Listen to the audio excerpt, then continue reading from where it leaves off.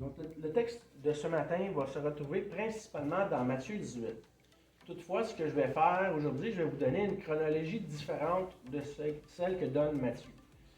Le récit de la discipline mentionnée en Matthieu 18 se retrouve aussi dans les autres évangiles synoptiques. Les évangiles synoptiques sont les 3 premiers évangiles. On dit synoptiques parce qu'ils sont très similaires les uns aux autres. L'évangile de Jean va être vraiment très différent. Jean ne parle pas de ce passage-là en tant que tel, de la discipline, mais Matthieu, Marc et Luc en parlent. Donc, on va aller voir tantôt, disons, à quoi fait référence le contexte et le langage ou l'enseignement de Jésus. Donc, je vais aborder le texte un petit peu dans une séquence qui n'est pas habituelle. Okay? Le but, c'est vraiment de faire valoir l'enseignement de Jésus selon réellement l'ensemble des passages de la Bible. Vous allez être étonné de voir que quand Jésus parle de discipline ou de mise en discipline, il ne s'adresse pas à l'Église. En fait, quand Jésus parle, disons dans le texte de Matthieu 18, l'Église n'est pas encore présente, l'Église n'est pas encore formée.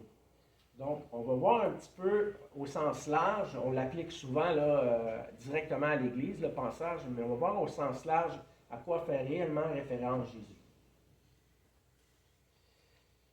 Ce que Jésus va proposer, c'est un enseignement qui est totalement différent de ce que Rome proposait au niveau de la justice.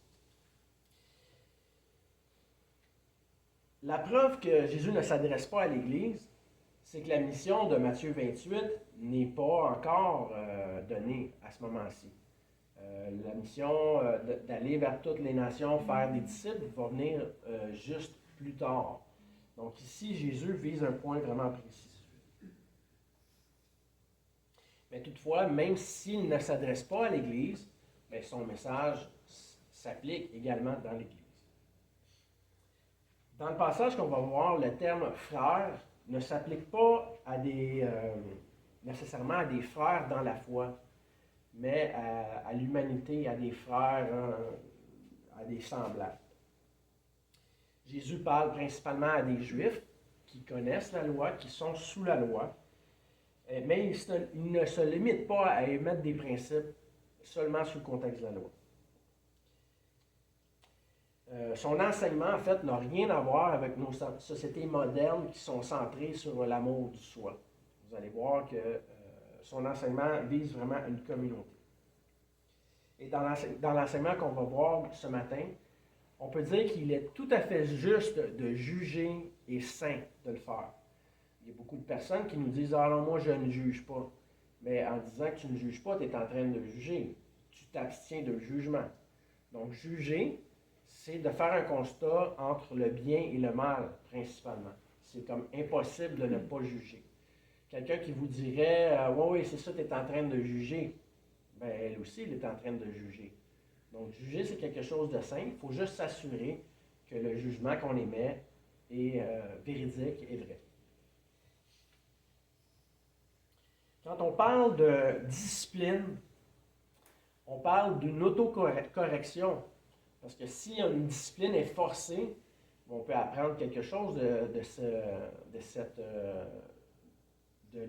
la discipline. Là. Par exemple, les proverbes vont nous parler de reprendre l'enfant. Reprendre l'enfant, ce n'est pas pour son mal, c'est pour qu'il puisse apprendre le bien. Donc, l'autodiscipline est même supérieure à la discipline. La discipline vient de l'extérieur, vient de quelqu'un d'autre, mais l'autodiscipline vient vraiment de nous-mêmes, de notre cœur. Donc, une mise en discipline, c'est une conséquence suite au refus d'autodiscipline. Si vous suivez un petit peu là, la séquence, là, la mise en discipline vient toujours par un refus d'autodiscipline. Parce que si vous vous corrigez vous-même, vous n'avez pas besoin de mise en discipline. Suivez? D'accord. Si on fait une petite distinction, la discipline, c'est une action après une faute qui provient de soi ou de quelqu'un d'autre pour faire le bien. La mise en discipline est beaucoup plus sérieuse et elle survient elle aussi suite à une faute qu'une personne refuse d'autocorriger par non-reconnaissance ou déni du bien et du mal. Donc c'est vraiment une étape additionnelle. Tant que vous mettez l'effort à faire le bien et à vous humilier, il n'y a aucune raison pour la mise en discipline. Donc si vous vous corrigez, bien, la situation est réglée. Mais si vous ne corrigez pas, bien là, on est sujet à l'autodiscipline. On va aller voir comment. On va commencer, disons, à voir le texte de Matthieu 18 avec 2 versets. On va premièrement mentionner qu'est-ce que le passage ne dit pas ou n'enseigne pas pour revenir vraiment à ce qu'il enseigne.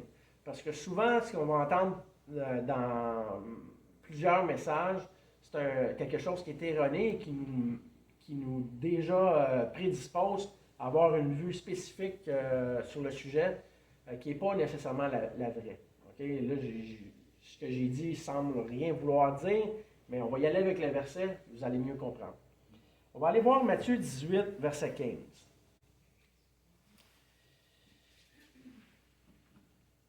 Donc, dans Matthieu 18, verset 15, on est en plein milieu du passage. On va juste voir un verset précis et on va dire ce qu'il ne dit pas. Donc, le passage dit, « Si ton frère a péché, donc péché, va et reprends-le entre toi et lui seul. S'il t'écoute, donc écouter, tu as gagné ton frère. » Donc, le passage nous parle d'un péché et d'écouter là, pour se reprendre. Jusqu'à date, ça va, hein? C'est clair? OK. Excellent. Donc, celui qui a péché dans le contexte, c'est pas seulement péché, mais c'est péché par scandale, doit écouter celui qui vient le reprendre. Et puis celui qui reprend doit instruire sur la faute qui a été commise pour éventuellement mener à un changement de comportement. Donc, jusqu'ici, c'est assez clair.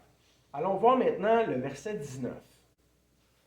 C'est ce verset-là, souvent, qui va porter à confusion, qui va amener à des enseignements hors du contexte, hors de ce que Jésus vraiment enseigne.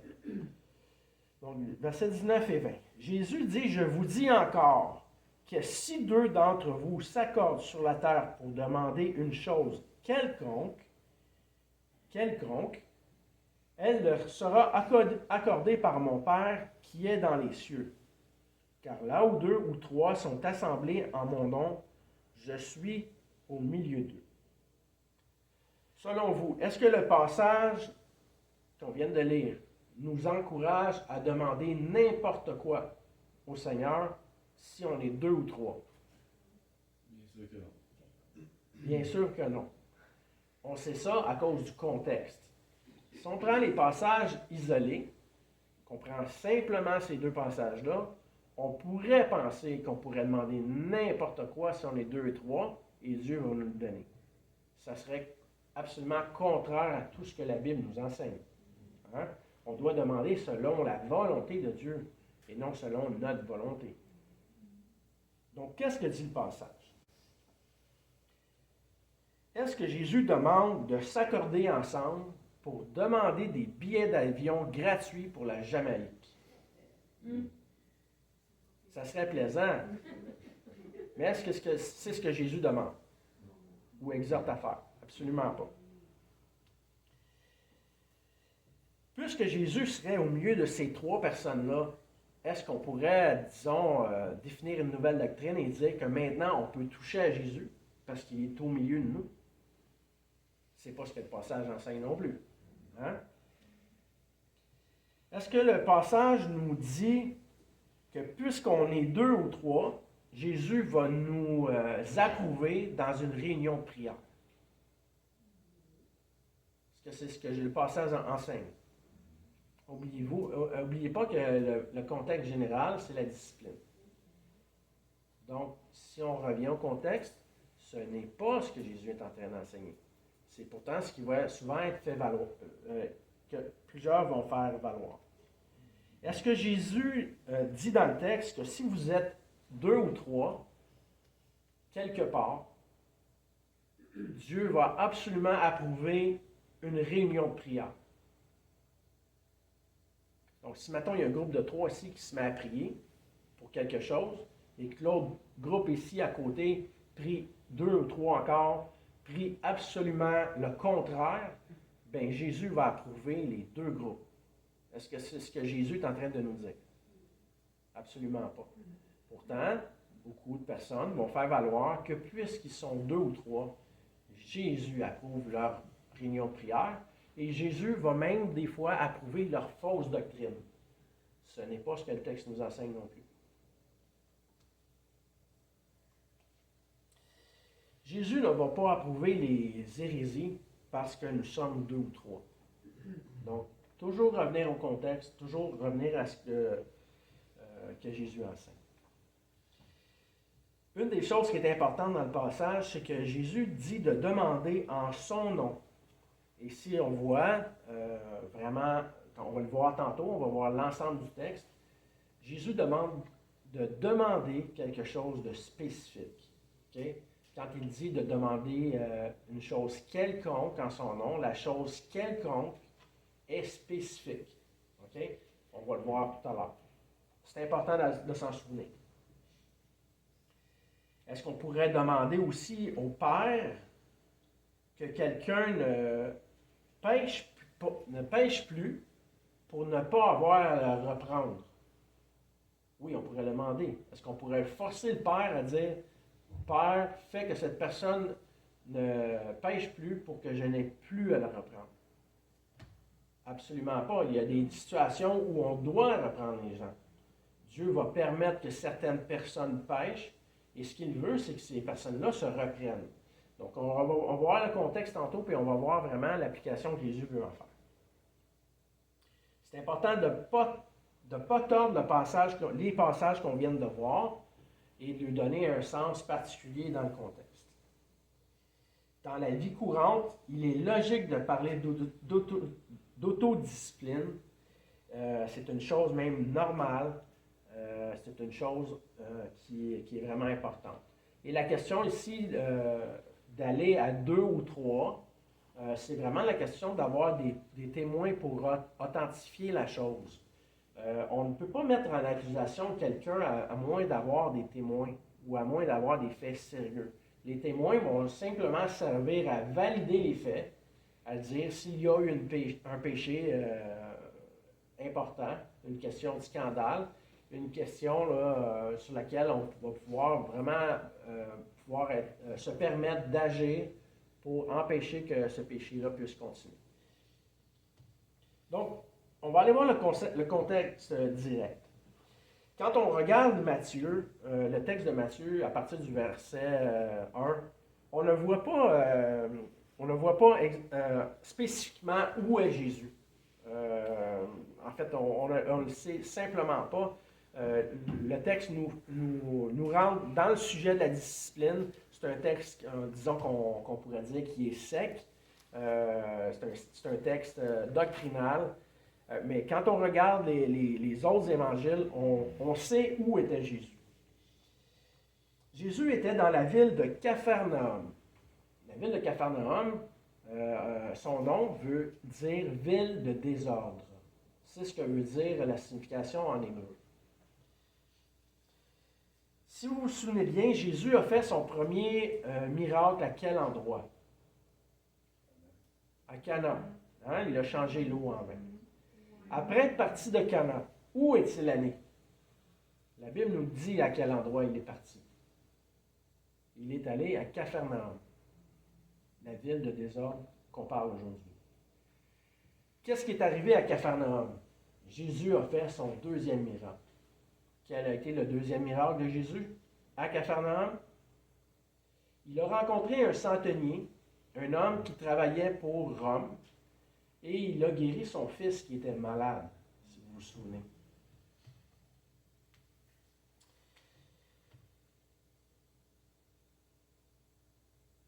Donc, les noces de Cana se retrouvent en Jean 2, Jean 2, 12. Ensuite, on voit le centenier en Jean 4, 46. Juste avant que Jésus fasse son deuxième miracle, il a donné un enseignement, la maison bâtie sur le roc. Ça, c'était en Luc 6 et Matthieu 8. C'était également dans la ville de Capharnaüm. Vous pourrez aller voir les passages à la maison, on ne va pas les lire aujourd'hui au complet. On va les retrouver tantôt dans les passages en tant que tels. Jésus, près de Capharnaüm, a fait un autre miracle. Il a changé 2 pains et 5 poissons. En fait, l'inverse, 5 pains et 2 poissons pour nourrir une foule.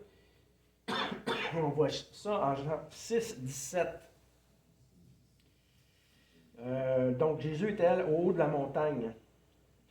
En Jean 6, 59, Jésus enseigne dans une synagogue, toujours dans la même ville, à Capharnaüm, et les gens sont scandalisés par son enseignement. En fait, pas tous les gens, mais plusieurs.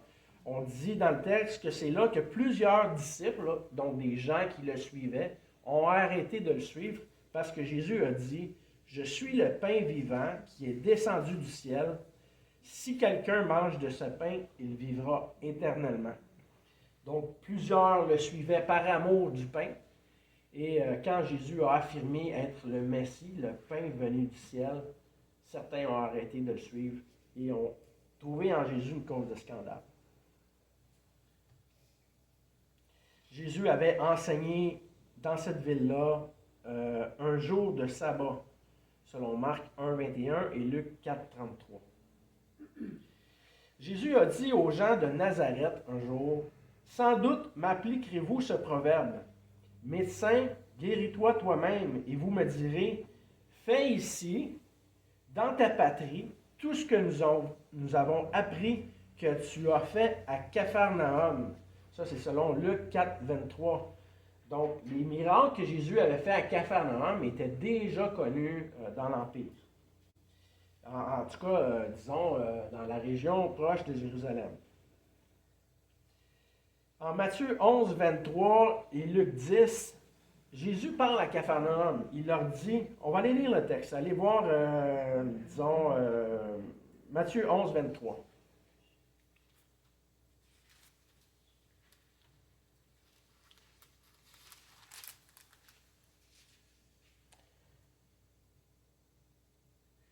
Commençons au verset 21. Malheur à toi, Chorazin, malheur à toi, Bethsaïda, car si les miracles qui ont été faits au milieu de vous avaient été faits dans Tyr et dans Sidon, il y a longtemps qu'elle se serait repentie en prenant le sac et la cendre.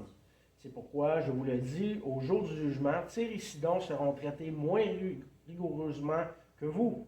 Verset 23. Et toi, Capharnaüm, seras-tu élevé jusqu'au ciel? Non, tu seras abaissé jusqu'au séjour des morts, car si les miracles qui ont été faits au milieu de toi avaient été faits dans Sodome, elles subsisteraient encore aujourd'hui. C'est pourquoi je vous le dis, au jour du jugement, le pays de Sodome sera traité moins rigoureusement que toi. Moins rigoureusement que toi. Ici, on parle encore de la ville de Capharnaüm. Donc, Jésus, son jugement ici, ou son exhortation n'est pas définitive. Les gens peuvent encore se convertir, sauf qu'il y a une sérieuse mise en garde qui est donnée à Capharnaüm. Elle doit se repentir et elle doit croire au Fils. Hein? Non seulement à cause de ce qu'il dit, mais à cause même des miracles qu'il fait.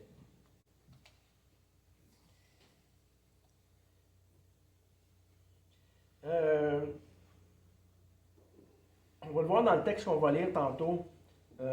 En Marc 9, les 12 apôtres se sont, investigués les uns les autres à savoir qui était le plus grand parmi eux. C'était à Capharnaüm. Ensuite, quand les disciples sont arrivés à Capharnaüm, ils ont rencontré quelqu'un à un moment donné qui travaillait pour le gouvernement et il leur a demandé la taxe. Il leur a demandé de payer les drachmes, la taxe qui était due là, pour pouvoir passer la frontière. Et Jésus a fait un autre miracle. Il a demandé à un des disciples d'aller pêcher un poisson et que dans ce poisson-là, il trouverait les drachmes nécessaires pour pouvoir payer.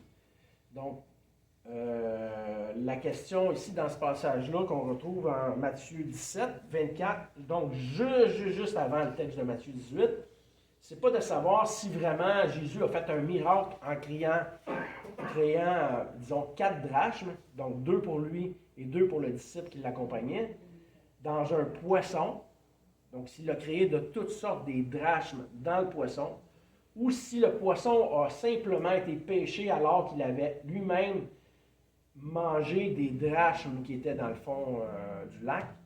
La question principale, c'est pas ça, de savoir si c'est réellement un miracle ou quoi que ce soit. La question principale du texte, c'est de savoir que Jésus a demandé à ce que les drachmes soient donnés pour qu'ils ne causent pas scandale. Okay? Si vous allez lire le texte, c'est ce qui est mentionné. Donc, la question du scandale, encore là, Matthieu 17, les derniers versets, là, au verset 24, juste avant notre texte de la discipline de Matthieu 18, c'est la question du scandale. Maintenant, on va aller voir la chronologie biblique. On va aller voir vraiment différents textes pour savoir qu'est-ce que Jésus enseigne. Donc, Olivier, je vais te demander de mettre le texte à l'écran. C'est la chronologie la plus probable qu'on retrouve dans la Bible au sujet de la discipline ou de la mise en discipline. Donc, on va aller voir pourquoi Jésus enseignait tout ça, puis on va voir réellement qu'est-ce qu'il veut dire.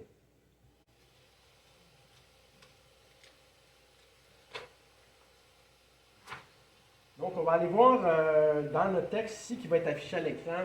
Je vais vous demander de lire à l'écran parce qu'on va sortir du texte de Matthieu, on va aller voir d'autres passages connexes. Ça va nous aider vraiment à mieux comprendre le sujet dans son ensemble. Donc, dans le dernier texte qu'on vient de voir, dans Matthieu 17, est-ce qu'il était juste que Jésus paye les drachmes? Selon l'enseignement du texte, absolument pas. Absolument pas. On ne va pas rentrer dans le sujet en tant que tel. Vous pouvez le regarder à la maison. Mais Jésus veut vraiment ne pas créer scandale. Donc ici, on va commencer avec le texte que j'ai préparé. Donc, le premier texte, c'est le premier verset de Matthieu 18. En ce moment, les disciples s'approchèrent de Jésus et dirent, « Qui donc est le plus grand dans le royaume des cieux? » Jésus, voyant la pensée de leur cœur, s'assit, appela les 12 et leur dit, « Si quelqu'un veut être le premier, il sera le dernier de tous les serviteurs et le serviteur de tous. » Et il prit un petit enfant, le plaça au milieu d'eux, et l'ayant pris dans ses bras, il leur dit, « Je vous le dis en vérité, si vous ne vous convertissez et si vous ne devenez comme les petits-enfants, vous n'entrerez pas dans le royaume des cieux. » Est-ce que Jésus est en train de dire ici que automatiquement les petits-enfants sont sauvés? Non. Il est en train de dire que les disciples doivent venir comme les petits-enfants sont en train de le faire, de venir à Jésus. OK? Continuons. Matthieu 18, 4.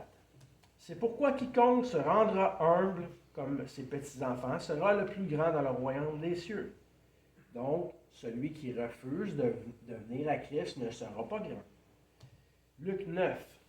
Car celui qui est le plus petit parmi vous tous, c'est celui qui est grand.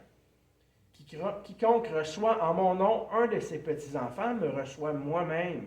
Et quiconque me reçoit non pas moi, mais celui qui m'a envoyé.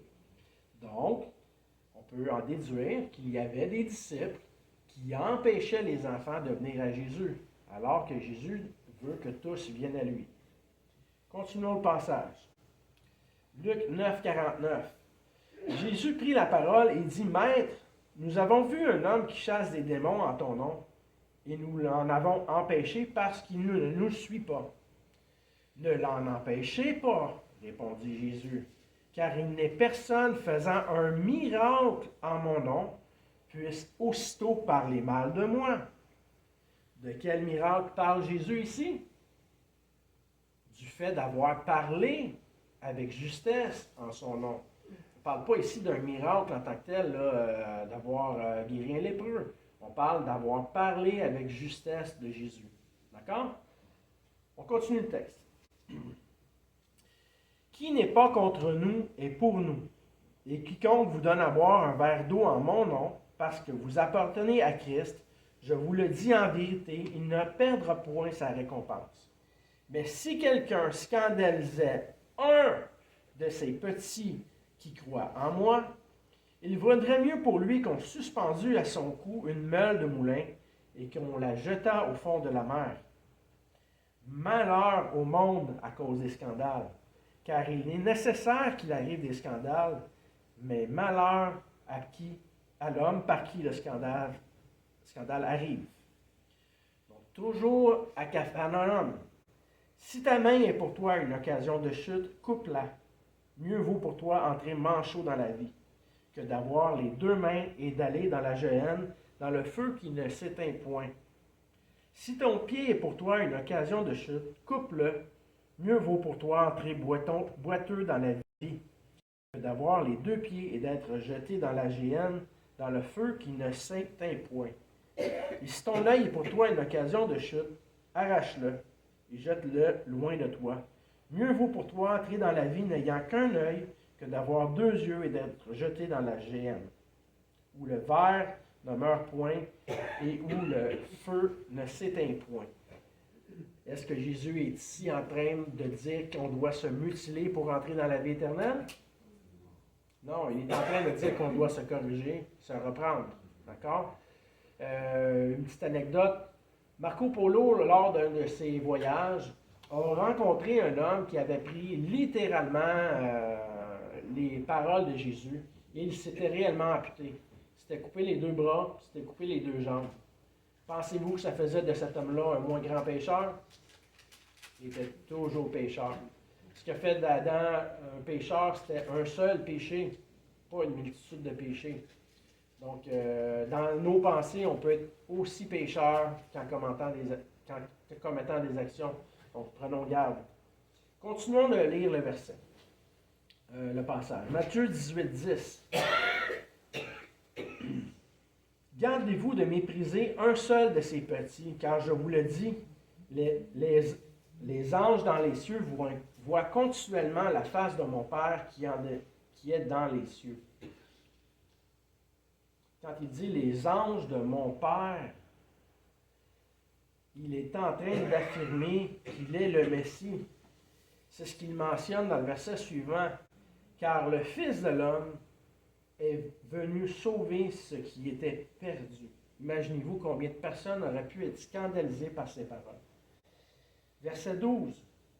Que vous en semble, si un homme a 100 brebis et que l'une d'elles s'égare, ne laisse-t-il pas les 99 autres sur la montagne pour aller chercher celle qui s'est égarée? Et s'il la trouve, je vous le dis en vérité, elle lui cause plus de joie que les 99 autres qui ne se sont pas égarés. De même, ce n'est pas la volonté de votre Père qui est dans les cieux qu'il se perde un seul de ces petits. Dans le psaume 23, David dit « L'Éternel est mon berger, je ne manquerai de rien ». Il parle de la houlette et du bâton qui le rassure, qui le ramène. Est-ce que David disait qu'il avait besoin de 2 ou de 3 témoins, ou de 3 personnes pour être approuvé du Père? Absolument pas. Dieu est capable d'approuver un homme, même s'il est seul. Donc, prenons garde de ne pas scandaliser personne. Et dans le texte, Jésus disait de prendre garde de ne pas scandaliser un des petits. Marc 9, 49. Tout homme sera salé de feu. Le sel est une bonne chose, mais si le sel devient sans saveur, avec quoi l'assaisonnez-vous? Ayez du sel en vous-même et soyez en paix les uns avec les autres. Si ton frère a péché, va et reprends-le entre toi et lui seul. Donc, on a fait un parallèle ici entre Marc et Matthieu. S'il t'écoute, tu as gagné ton frère.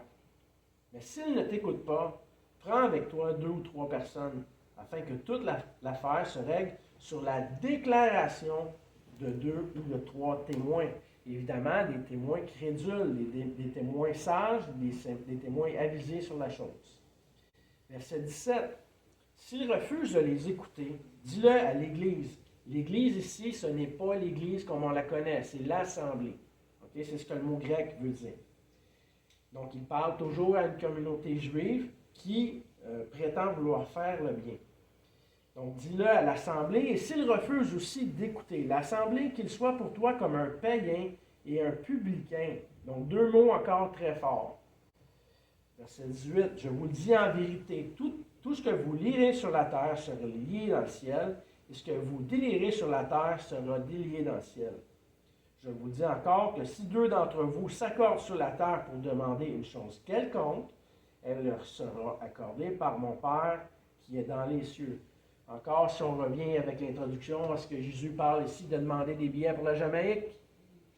Non, il faut rester dans le contexte. Donc, tout ce qu'on a vu jusqu'à présent parle d'une conduite qui doit être saine. On continue, on est rendu verset 20. Car là où deux ou trois sont assemblés en mon nom, je suis au milieu d'eux pour la chose qui est demandée pour la bonne conduite. Verset 21. Alors Pierre s'approcha de lui et dit, Seigneur, combien de fois pardonnerai-je à mon frère lorsqu'il péchera contre moi? Sera jusqu'à 7 fois? Le réel problème du péché, ce n'est pas nécessairement de pécher les uns contre les autres, c'est de pécher contre Dieu. Mais Pierre, lui, le prend personnel, ce qui n'est pas nécessairement mauvais, et il dit, si quelqu'un pêche contre moi, est-ce que je dois lui pardonner jusqu'à 7 fois? 7 fois, Jésus, là, c'est un gros montant, là, c'est beaucoup, là. Voyons la réponse de Jésus. Jésus lui dit, Pierre, je ne te dis pas jusqu'à 7 fois, mais jusqu'à 70 fois 7 fois. 490 fois, c'est énorme. Est-ce que c'est littéral encore? Non, ce n'est pas littéral. Jésus est en train de nous dire, tu ne dois pas te lasser de pardonner si la faute est réellement reconnue, et s'il y a vraiment une repentance. Verset 23. C'est pourquoi le royaume des cieux est semblable à un roi qui voulut rendre compte à ses serviteurs. Quand il se mit à compter, on lui amena un qui devait 10 000 talents.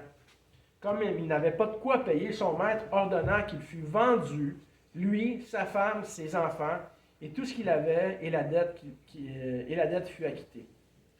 Le serviteur se jetant à terre, se prosterna devant lui et dit, Seigneur, aie patience envers moi, je te paierai tout. Donc, Seigneur, sois patient, ne vends pas ma femme, mes enfants et tous mes biens.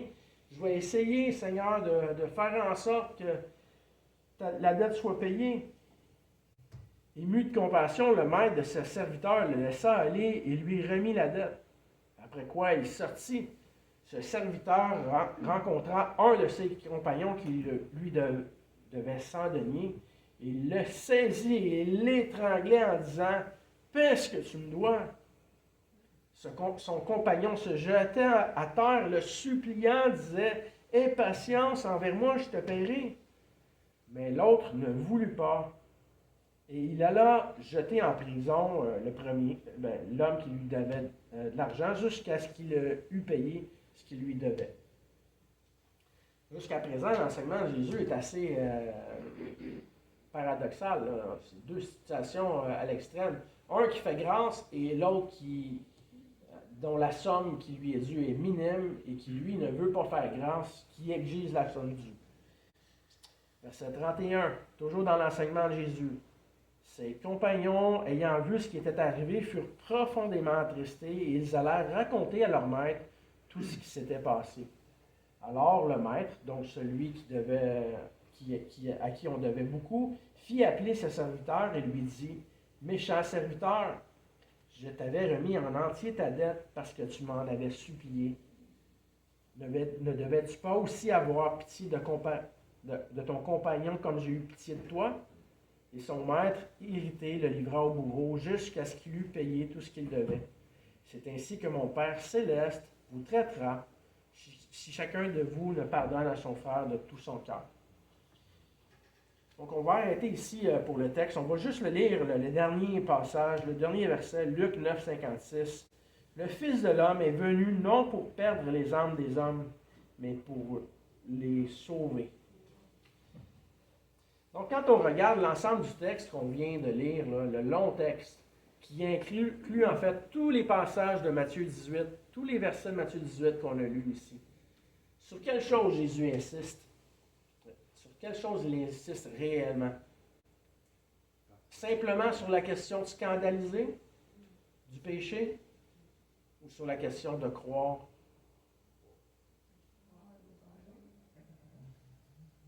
Bessie? Sur le pardon? Oui. Dans les vies des autres. Oui. OK.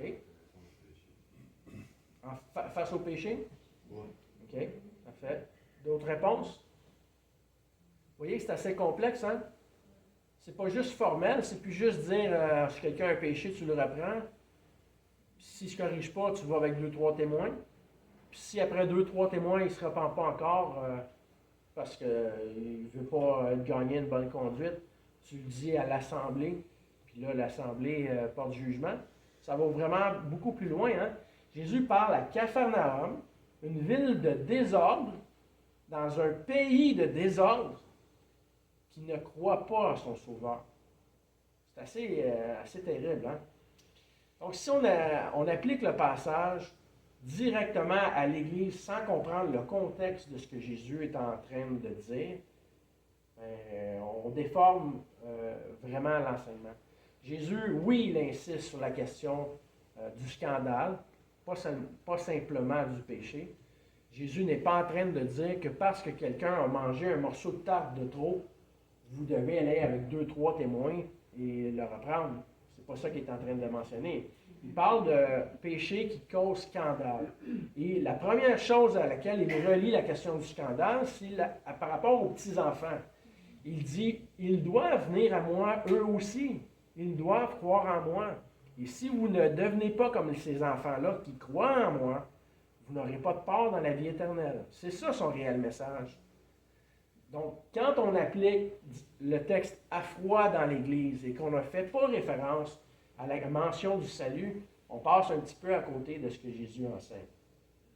Si, dans l'Église, on appliquait une mise en discipline, donc suite à quelqu'un qui fait scandale et qui ne veut pas se reprendre, simplement à toute personne dans l'Église, ben, on passe à côté du point.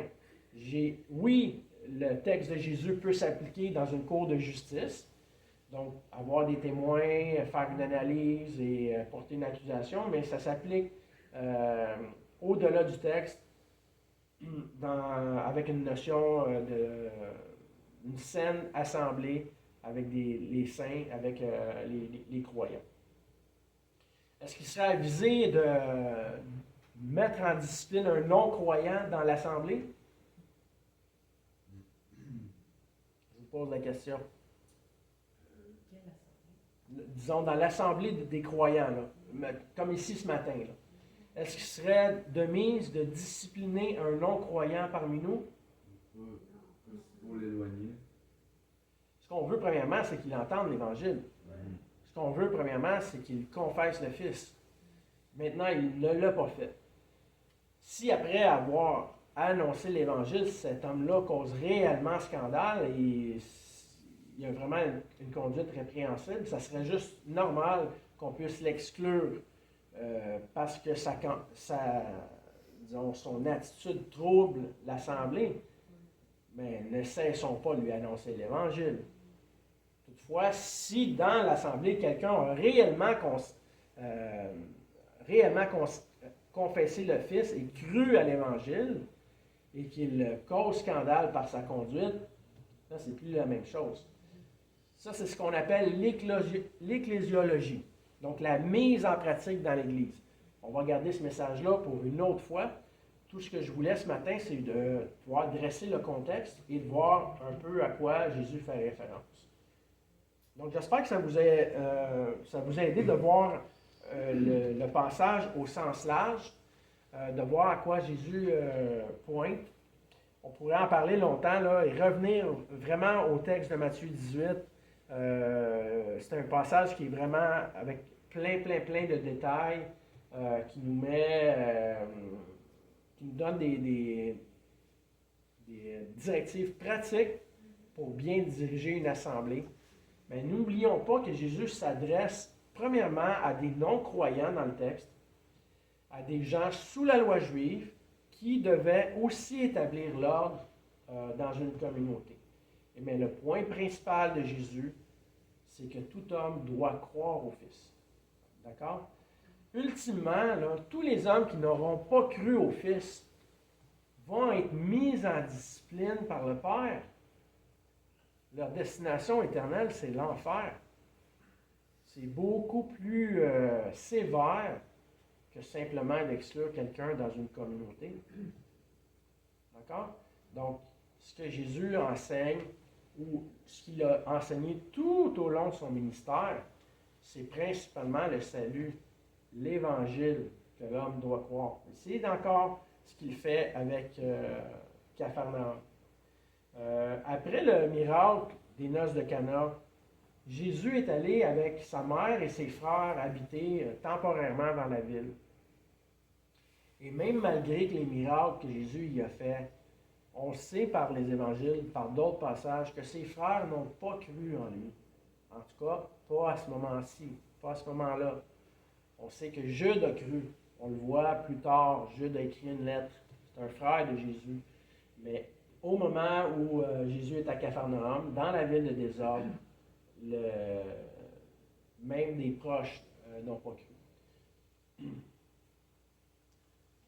Est-ce que vous avez des questions par rapport à ce qu'on vient de voir jusqu'à présent? Ça serait une bonne chose que vous en ayez. On va aller voir d'autres textes tout à l'heure. On va aller voir un texte de Paul, juste avant de terminer. Donc, je vous laisse la chance. Là. Si vous avez des questions, gênez-vous pas. Pas de questions? Si je vous posais des questions sur la discipline, vous seriez tous capables de répondre? Peut-être. Tu veux que je te pose une question? On fait-tu le test? OK. Pour le fun, pour le plaisir, on fait le test. Qui avait répondu? C'est Alex ou Jérémy? J'avais la tête baissée. On va répondre. Ensemble? On va faire focus. D'accord. Pour quelle raison on pourrait aller voir quelqu'un pour lui dire qu'il a péché? C'est la question la plus simple du texte. Supposons que la personne a mangé un morceau de tarte de trop. Est-ce que ça justifie que tu ailles le voir pour lui dire qu'il a péché? Ok, Alex dit non. Jérémy, tu dis quoi? Pas nécessairement, à moins qu'il soit en problème de santé et que sa vie dépérisse à cause de ça. Ok. Ben là, ça serait. Si sa santé dépérit et que sa vie est en danger à cause de ça, ça ne sera sûrement pas juste à cause d'un morceau de tarte. Ça risque d'être avec beaucoup de tarte. Ça commence par le tarte. Donc, tu me regardes quand tu parles de tarte. Je ne vais pas rien dire. Donc, pour un morceau de tarte, est-ce que ça justifie qu'on aille voir un frère pour lui dire qu'il a péché? Non. Qu'est-ce que le texte nous dit? Une question de Taline. Scandale, exactement. Merci, Taline. Tu dois avoir un bon père, toi. Tu es une bonne fille, en plus. Oui, le texte nous parle de scandale. Donc, c'est une chose sérieuse, là. On est tous des pécheurs, hein. Si vous veniez me voir à chaque fois que j'ai mangé un morceau de tarte de trop, oui, peut-être c'est un péché, peut-être c'est de la gourmandise, je vous l'accorde. Mais ça ne justifie pas d'avoir une condamnation, d'une exclusion de la communauté. Donc, il faut qu'il y ait quelque chose de grave ici. Si, par exemple, un frère empêchait les gens de venir à l'Évangile, là, c'est pas seulement un petit péché, là. C'est une faute affreuse, une faute grave, En général, les péchés, disons, qui amènent à la mise en discipline, c'est souvent des péchés, disons, par rapport à une vie d'adultère, de la débauche, des divorces. C'est souvent la cause principale de mise en discipline dans l'Église. C'est dommage, c'est vraiment très dommage. Et beaucoup d'églises aussi ne vont pas statuer sur ces questions-là. Il y a dans certaines églises où on peut divorcer de notre femme et marier la femme du voisin à côté. C'est permis. Jésus condamne ces pratiques-là et il appelle ça un scandale. Donc, vous avez bien répondu, Taline aussi. La question du texte ne parle pas simplement d'un péché, mais d'une question scandaleuse. Okay? Donc, il faut faire le parallèle. J'ai vu des gens dans ma vie aller reprendre des frères pour des péchés mineurs. Non pas que les péchés sont mineurs, tous les péchés sont graves en conséquence, mais les conséquences des péchés varient d'un à l'autre. C'est totalement différent de manger une tarte de trop que d'aller tuer quelqu'un. Les conséquences ne sont absolument pas les mêmes. Donc, j'ai vu des gens aller reprendre des frères des choses qu'ils n'avaient pas à faire. Des fois, c'est mieux de s'évaluer soi-même, de regarder la poutre dans notre œil, ou même la paille dans notre œil. Des fois, c'est pas une poutre, des fois, c'est vraiment minime. Mais des fois, c'est mieux de se regarder soi-même, de s'auto-corriger, plutôt que de vouloir être moraliste et de viser les autres. Paul, aux Corinthiens, je vais vous demander de tourner. 1 Corinthiens 2,14. C'est un passage difficile pour les Corinthiens à entendre. 1 Corinthiens 2 et 1 Corinthiens 3 sont vraiment des textes rudes, mais tout à fait justes envers les Corinthiens. Paul leur dit au verset 14, « L'homme animal ne reçoit pas les choses de l'Esprit de Dieu, car elles sont une folie pour lui. Il ne peut les connaître parce que c'est spirituellement qu'on en juge. À l'inverse, l'homme spirituel, au contraire, juge de tout. Il n'est lui-même jugé par personne. » Donc, il y a deux attitudes dans le texte. Il y a celui qui ne veut pas se corriger et il y a celui qui s'auto-corrige. On va aller voir un autre texte. Psaume 141, verset 4.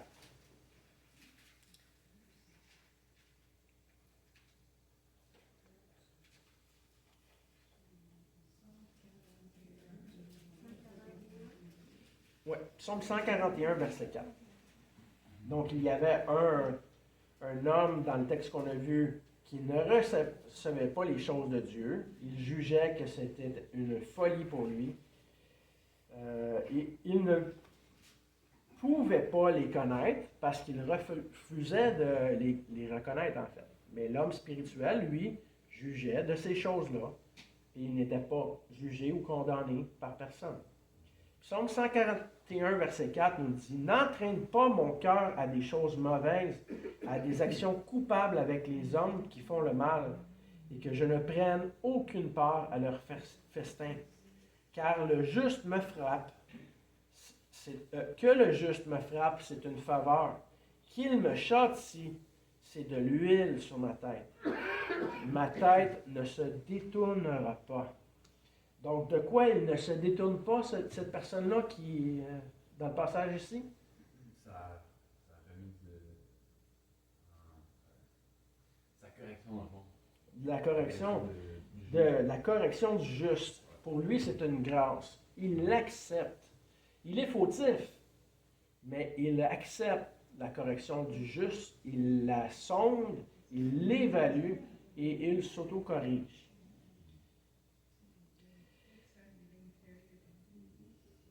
Dans Matthieu 7, 24, Jésus avait dit « C'est pourquoi quiconque entend ces paroles que je dis et les met en pratique sera semblable à un homme prudent qui a bâti sa maison sur le roc. » Le but de l'enseignement ici de Jésus, c'était de croire.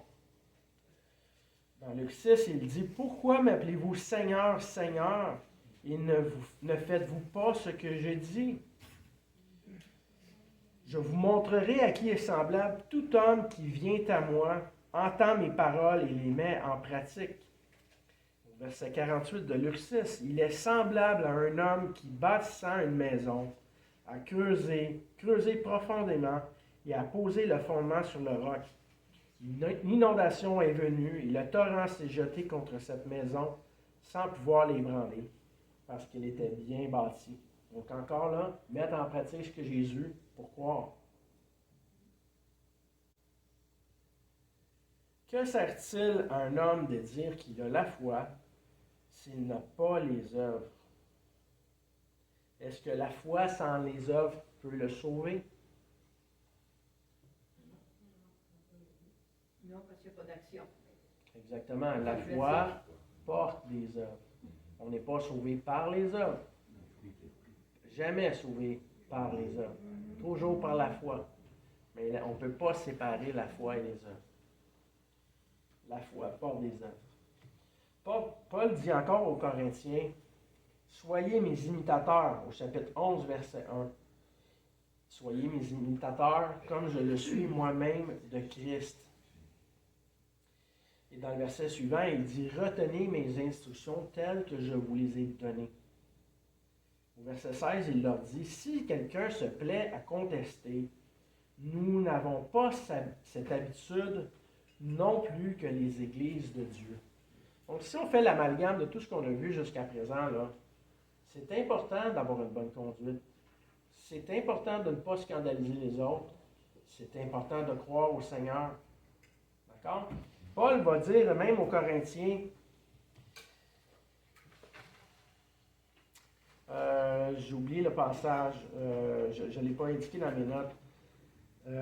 Paul va parler d'un homme dans l'assemblée de Corinthe qu'il a déjà jugé bien qu'il n'est pas présent. Cet homme-là avait une relation avec la femme de son père. C'est vraiment de l'impudicité, c'est une chose terrible. Paul dit que même pas présent, même si les Corinthiens avaient accepté de tolérer cette situation-là, pour lui, c'est inacceptable. Donc, je vous invite à relire le texte de Matthieu 18 à la maison, de vraiment considérer ce que Jésus est en train d'enseigner et de pouvoir bien le maîtriser pour que ce texte-là puisse être une bénédiction dans notre assemblée.